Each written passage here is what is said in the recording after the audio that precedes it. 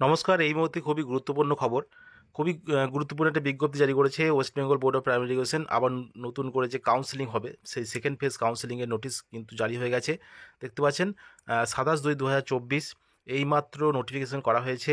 Pertaining to second phase counselling of empanel candidate under state wide merit list medium wise category wise who have not been empanelled in the relevant district wise panel medium wise and category wise.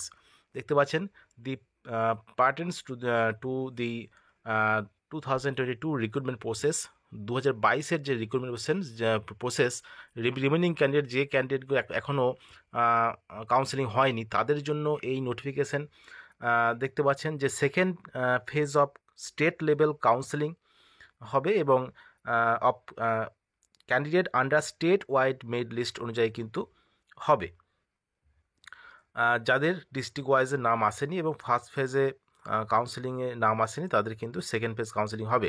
যেটা first phase counselling হয়েছে 21/2/2024 থেকে 24/2/2024 হয়েছে।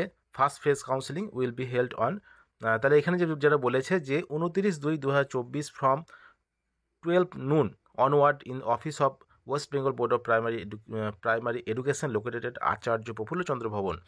অর্থাৎ 29শে ফেব্রুয়ারি 2024 দুপুর 12টা থেকে দুপুর 12টার পর থেকে কিন্তু কাউন্সেলিংটি হবে। Second phase counselling state level কাউন্সেলিংটা হবে।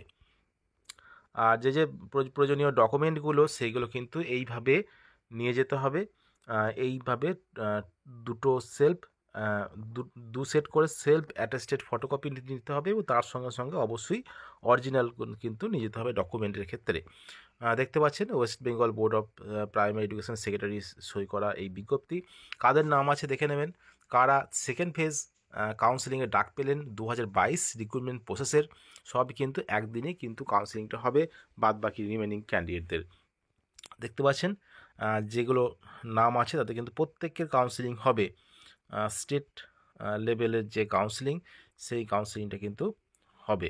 151 জনের মোট নাম আছে, সেই 151 জনের কাউন্সেলিং হবে 29শে ফেব্রুয়ারি 2024 দুপুর 12টা থেকে কিন্তু এই কাউন্সেলিং সম্পন্ন হবে। আচার্য প্রফুল্লচন্দ্র ভবনে অর্থাৎ এপিসি ভবনে কিন্তু এই কাউন্সেলিংটি হবে।